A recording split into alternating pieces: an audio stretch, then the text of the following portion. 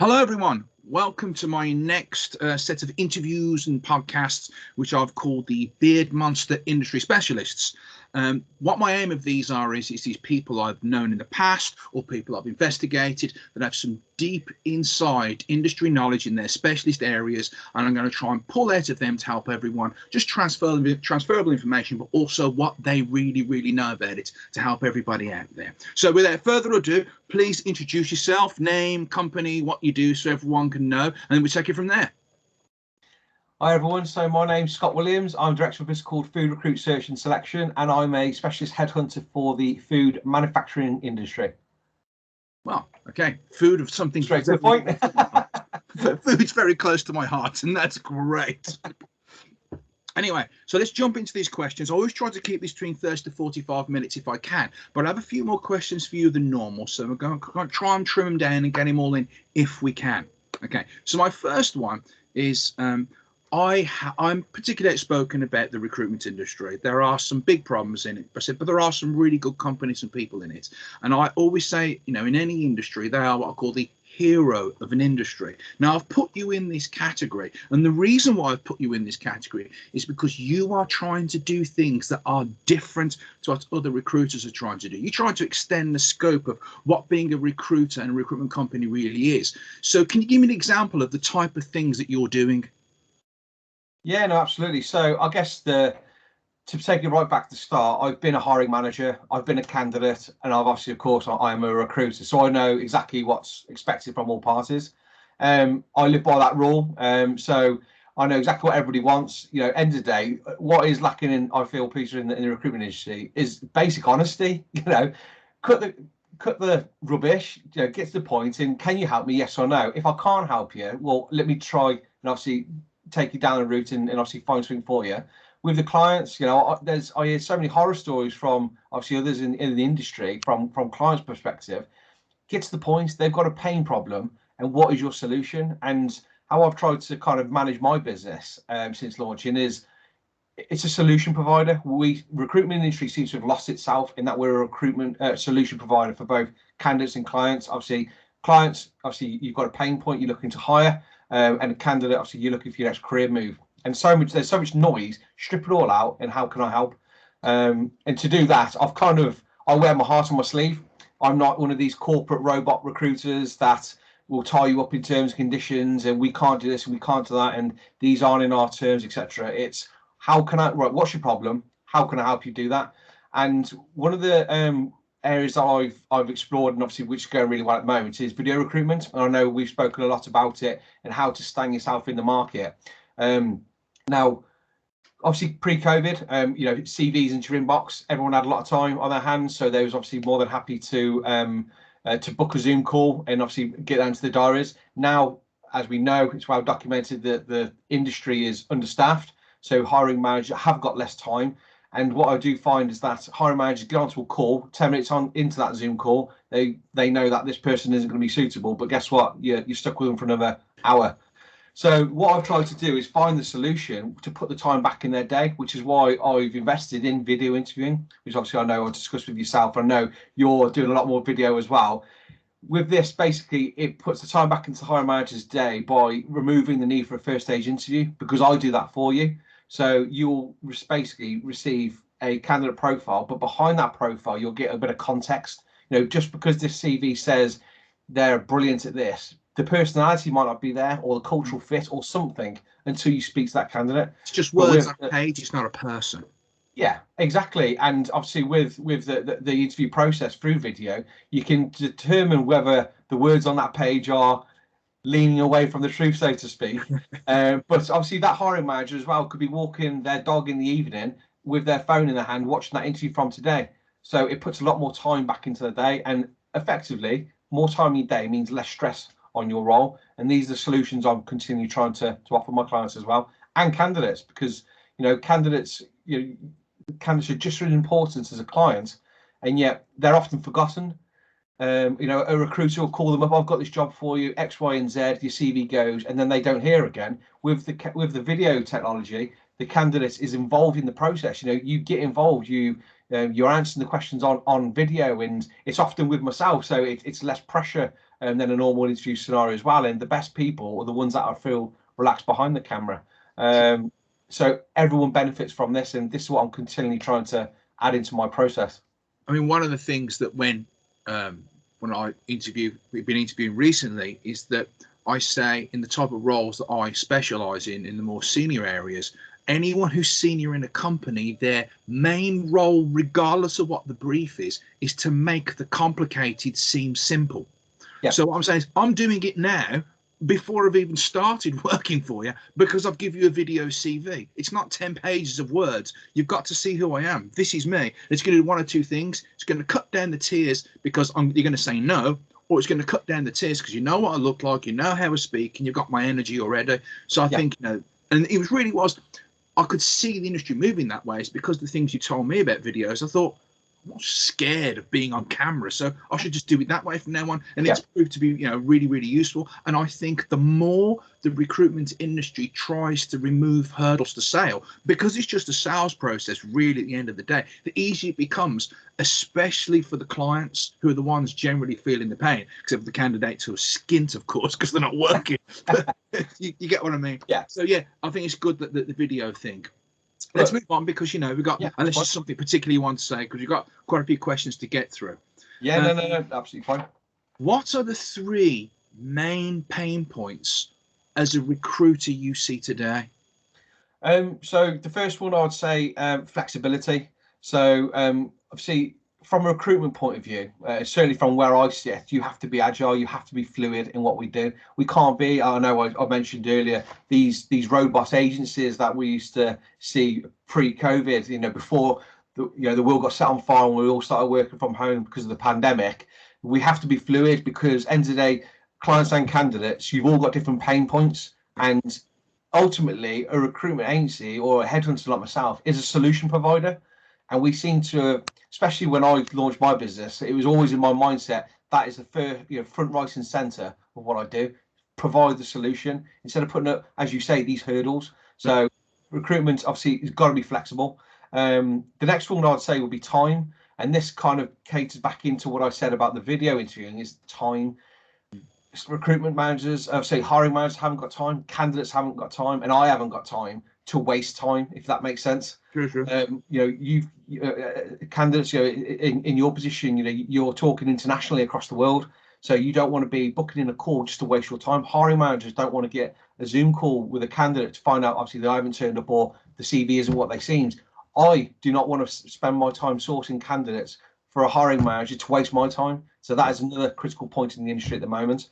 And I'd certainly say this has always been the case and will always be the case for recruitment, is resilience. You've got to be resilient in this role, because you're going to get told no 10 times a day. Candidates, even from your seat, you're not suitable for X, you're not suitable for Y. Recruitment, hiring managers, we've got to be resilient. And as long as you stick at it and keeps trying to smile, then it all falls into place in the end. I mean, one of the things I've always said to anyone in recruitment I've spoken to, from whatever position, from being the CEO down to just the person who picks up the phone, I know the recruitment industry, and because obviously recruiting for my own company before, is that it's tremendously time consuming. There's so many finicky multiple layers that just grab little bits of time over and over and over again, which is, I suppose, going back to the first thing, is that you're using video recruitment hopefully to help in that time issue that everyone's going to have in the industry. Yeah, absolutely. Right, next question then. As you well know, recruiters have a bad name from candidate side and client side, mainly because candidates recruiters are constantly badgering and to try and get them to come across for work with one of their clients, and they've already got too much work to shake a stick at, or they're ghosting the clients and never speaking to them at all. And of course, obviously, there's going to be client issues as well. Why do you think there is this bad name? What is it? What's causing it? I'm not asking for a resolution. I just want to know from your side, what is this? Yeah, it's funny you should say that, actually. I've experienced this recently from where I sit. Obviously, I can't talk on behalf of other recruitment agencies. Obviously, it's professional to do so. But obviously, I do speak to clients. I do speak to candidates. I do hear the horror stories out there. And all I can do is it differently, because that effectively, that's what sets me apart. That is my USP, in that, you're used to having it's crap basically, and that's not what I do. Because obviously it's my reputation as well. But I mean, from a recruitment point of view, I'm specifically not KPI driven. It does not matter how many calls I make in the day, how many emails I send, how many client visits I've had. It basically, have you got roles? Have you got candidates? Have you filled them? Have you put people into a new career? So that takes away a lot of the noise for me anyway. Now, some of the horror stories around recruitment and around obviously how candidates are treated, etc. It strip away the noise. It all comes down to KPIs. It always does, because the big agencies, obviously, with it's nearest to the fee, as we'd call it. Okay. If we're not getting candidates in for that role, then Right. which candidate you're going to get, which job you're going to fill quickly. So that job goes down the pecking order. But for me, that job remains priority because I'm delivering what I've told you. Now, what I say is that it's funny that you say that regarding bad name is, from my point of view, certainly in the last 6 months, I've seen that table completely change, where the recruitment industry, yes, we have got a bad name. There is always bad apples in the barrel. However, I've seen continual issues with clients change their minds left, right, and centre. You do all the work and then say, it's not. We're not hiring that now, or I've changed the role completely. Or even if you deliver what they've asked for, you've over delivered what they asked for. And candidates, I've had even HR, people in HR go through a 3-stage process, be offered the role, leave with an offer letter in their hand, and then disappear into the smoke. And yet it's normally HR and hiring managers that complain about recruiters. And yet from my position, I've seen more and more continual issues in the market with hiring managers. So from my assessments, I would say hiring managers are stressed because obviously they are understaffed. So because they're stressed, they're probably not thinking strategically about what they want. A lot of the time when someone receives a resignation, it's a knee-jerk reaction to say, I need that. And then after a couple of weeks when you've done all the work, they say, actually, in hindsight, I don't need that. From my point of view, complete waste of time. And then with candidates, they're in demand. So with candidates in demand, they know I've got 4 or 5 plates spinning. And what's frustrating for me is that I feel like I'm going on a bit of a rant now. No, please, the orange box is what we do. That's when the best ideas come out. What's frustrating for me is that it seems that since the pandemic and everyone's got this working from home policy, the level of professionalism seems to have dropped.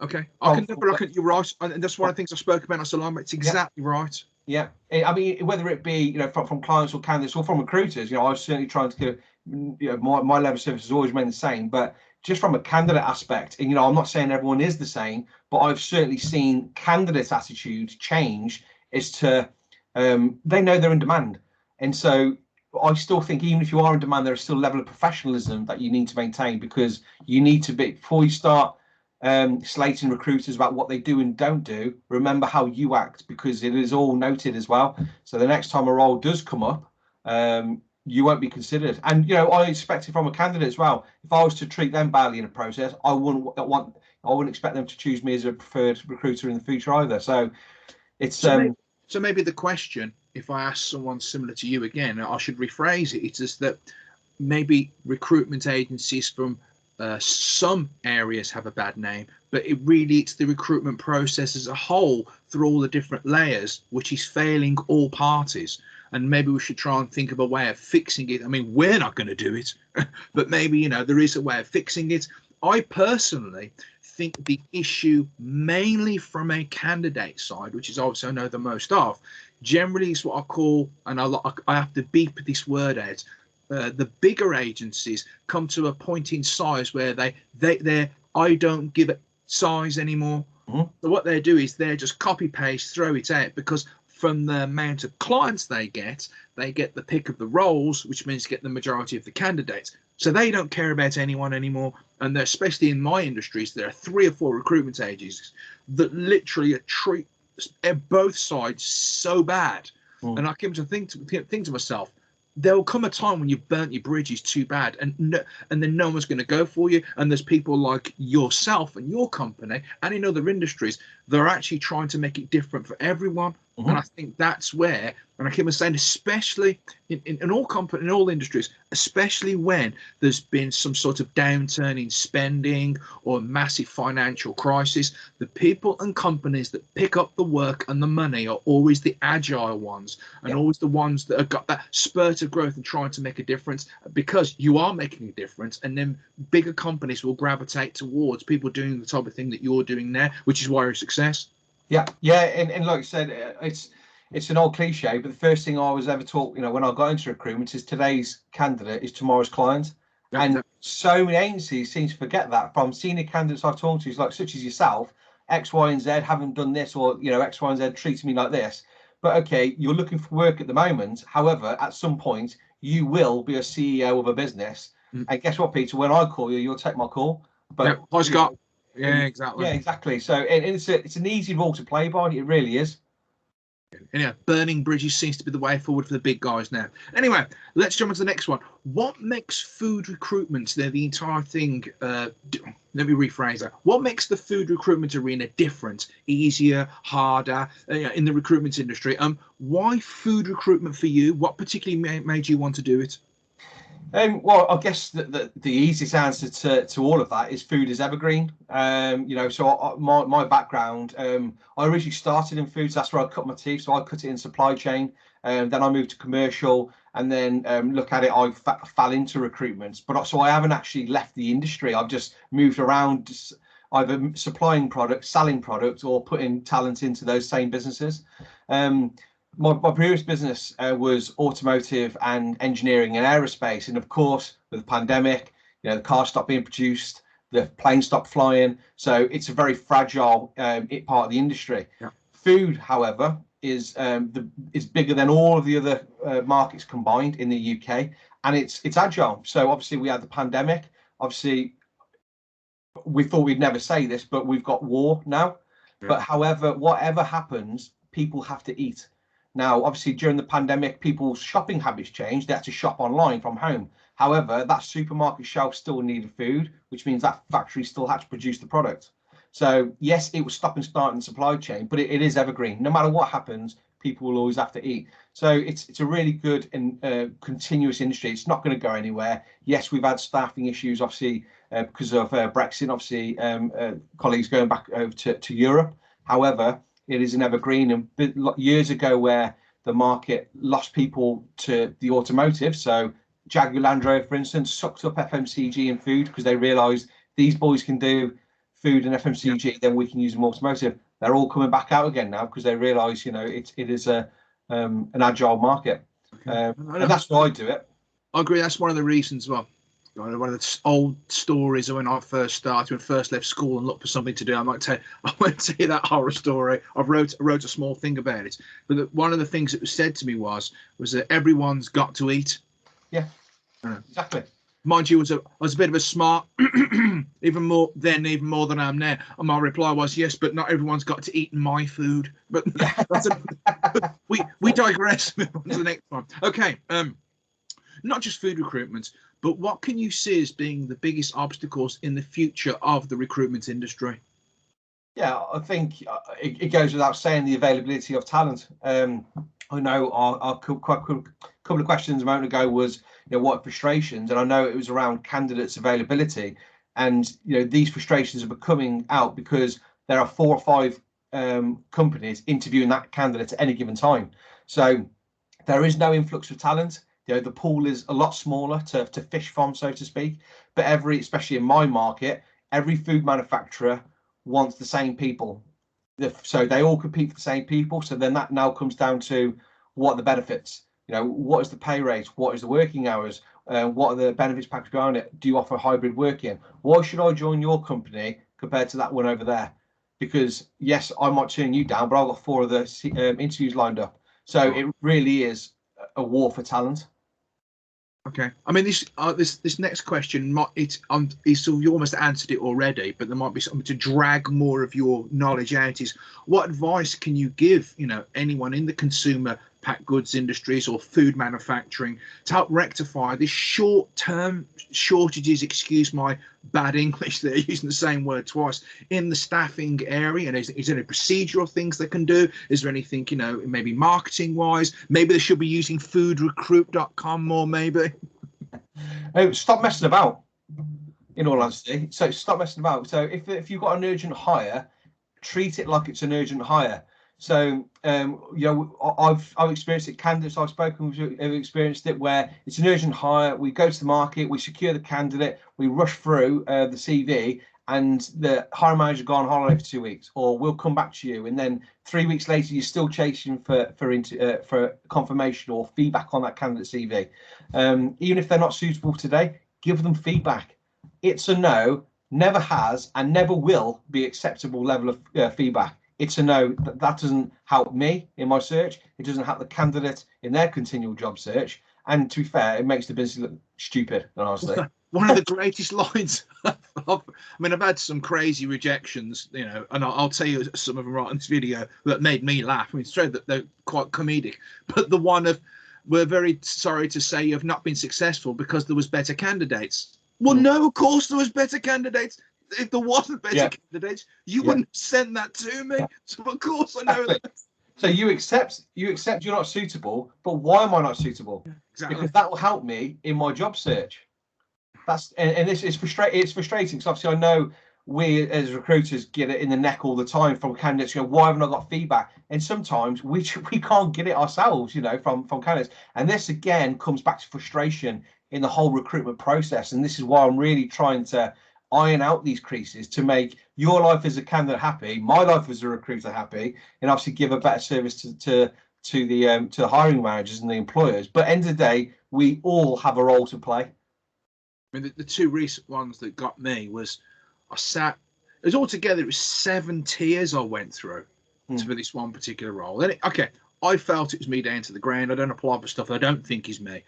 I got to the end, and there must have been 2 or 3 candidates maybe they got, and then I got a phone call off someone from Human Resources saying, you haven't been successful, and it says, well, you know, give you the reason. It says because your knowledge and industry experience is about 2-3 years ahead of ours, and so can we please keep your information on file, and then we can get back in contact with you in 2-3 years time. And I'm like, okay, well, I mean, I can join, I can dumb myself down for the job. You know, I'm not going to say that. And then about an hour later, the head of Human Resources telephoned me, who interviewed me on the 3rd or 4th interview, and said, I've really enjoyed the interview processes with you, and went a few other things, blowing smoke up relevant places, and says, and when you get your new role, can you telephone me and offer me the job so I can work with you?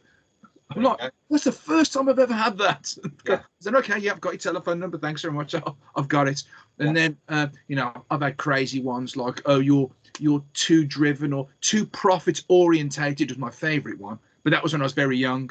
I was interviewing for a regional manager position when I was 24 years old for the then largest turnover or biggest cinema company, you know, cinema houses, picture houses. And it was 7 days of interviews, psychometric tests, panel interviews. I mean, it just went on and on and on. Got to the end, and the reason why is because I was too profit orientated, and then 6 months later, the company filed for bankruptcy for lack of profits.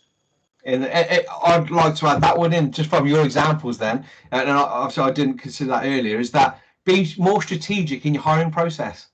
So candidates like yourself is that they might be hiring X. However, I've got Y who is 4 or 5 levels above that. However, they can contribute this to your company. And remember, the core part of this is that we're still in a candidate short market. Yep. So I've got a candidate bigger than what you want. Think strategically, and you could secure this person, but you need to look at the bigger picture instead of just the job spec in front of you. What does the business want, and not just this hiring manager? I suppose again, but suppose that you brew that into the pain points. These are the pain points of why we want this job, but then there's 3 other pain points here as well. Can this be rectified with this one hire? You know, it's saving money. Yeah, no, absolutely. Nightmare. Anyway, we'll get there in the end. Right, last one really. What are your goals for Food Recruit, as in yourself? What do you want now? What do you want in 5 years? And anyone who speaks to me in meetings, no matter, I always say, whether it's me chairing a meeting or someone trying to sell me something, I'm really honest and say, what's your utopian view? What do you want? We're not going to get there, but we can all try together to try and get there. So what's your utopian view for Food Recruit? Yeah, no, absolutely. So I get asked this all the time about where I'm going to take Food Recruit, and obviously I know I spoke to you right at the start when I launched, and to take it from nothing to how I am now, I'm over the moon. You know, I'm absolutely buzzing for how our business is going, and I get asked all the time, "You're going to hire, you're going to recruit, you're going to do the X, Y, and Z." And you know what? I worry about myself enough. I worry, how am I doing this? You know, am I doing that? Are my candidates happy? Are my clients happy? And it keeps me up at night, making sure that I stick to, you know, what I've told you during this interview, the level of service that I want to give. So I really enjoy it. And handing over reins to someone else, I don't know if I'm ready to do that now, because it's my baby. And I really do enjoy what I'm doing. That being said, the level it's progressing, how quickly it's progressing, you know, and I have obviously clients coming to me all the time who I've never spoken before. I'm obviously doing something right. So my ultimate aim would be to either have a team doing it all for me and I'll go play golf somewhere, or, you know, run off into the sunset at some point. You know, I see this very much as a service led solution at the moment. And the main thing for me is, as you know, Peter, I've got a newborn, I've got a family, I've got a house. So this is all for them. So all the sleepless nights I have, all the extra, you know, the miles that I do, it's all for them. So, you know, the harder I work, the better I get. But, you know, at some point I can't lose any more hair. So I might have to look at getting some resources in. But, you know, end of the day, what I would say is that regarding whether you're a client looking to hire, you're a candidate looking for your new role, even if you're not looking for even if you want some advice, you know, you're Oh, we have a slight. You disappeared for a second there, but don't worry, carry on. So I was just saying that I give obviously a lot of insight on my website. I give free insight on LinkedIn. It's free. You know, knowledge should be free. I shouldn't have to charge people for that. And if it means helping someone secure their next role, then I'll keep doing it. And of course, you know, like I said, if you are looking for your next role and I can help, come talk to me. If you're looking to hire, come talk to me. I like to think I'm an approachable guy. As I say, throughout this, you know, I try to remove formalities. I'm not one of these suited. I'm sitting here with a hoodie and I'll talk to you like, you know, to your everyday person. Food Recruit hoodie, please, everybody notice. So, you know, end of the day, you've got a pain, I've got a solution. Let's do it. It doesn't really matter what I'm wearing, or, you know, if I've got a big posh office or anything like that. It's irrelevant as long as I solve your pain point. I think one of the problems when what I brought from working into corporate to then running my own business is that when I was a district manager and had 35 stores, I used to get questions off my previous peers, you'd say, the store managers and assistant managers. Some of the people I brought into the business would say to me, they'd say, how do you run 35 stores? And I say, I don't run 35 stores. I manage 35 managers. That's what I do. And that's what a lot of people, and I can hear it in your voice. I've got these things you're always concentrating on. Try and, once you know you've got the right people around you, then you can relax a little bit more. You should still pay attention to what they're doing, but you can just manage them instead, and you can relax a little bit, and then you can start growing the company more, and hopefully they'll help you grow the company more. And when I saw my chain, it actually had 27 units altogether. I had 2 area managers to take care of everything in their respective disciplines. So I was only really running 2 people. That's what I was doing. I wanted to do more, and I still stick my fingers in everything. Just I micromanage sometimes. What are you doing? That serviette's in the wrong place. That's what person I am. But so as your company grows, you're just going to have to do it. And exactly. I mean, my closest competitor, they've just celebrated their 20-year anniversary. I'm halfway through year 2. So, you know, the world, you know, Rome wasn't built in a day. And I'm more than happy with where I am at the moment. So I'm in no rush. So is the rumour true that I heard that you're about to buy them out? New MD. All right, well, that's great. We're almost 30 minutes, which is fine, unless, you know, there's something particularly you want to ask the beard monster, like what oils he's using or anything, or why do I always wear a lumberjack shirt. Then, you know, I think we're done for today. All right. Yeah, no, perfect, Peter. Obviously, thank you very much for taking the time to talk to me. Now, and everyone, please, I do give this gentleman the firm thumbs up in the food recruitment industry. I hope the information he's given you is worthwhile. And check the next video in the next couple of days. Bye-bye. Very much. Peter, thanks. Bye-bye. Bye.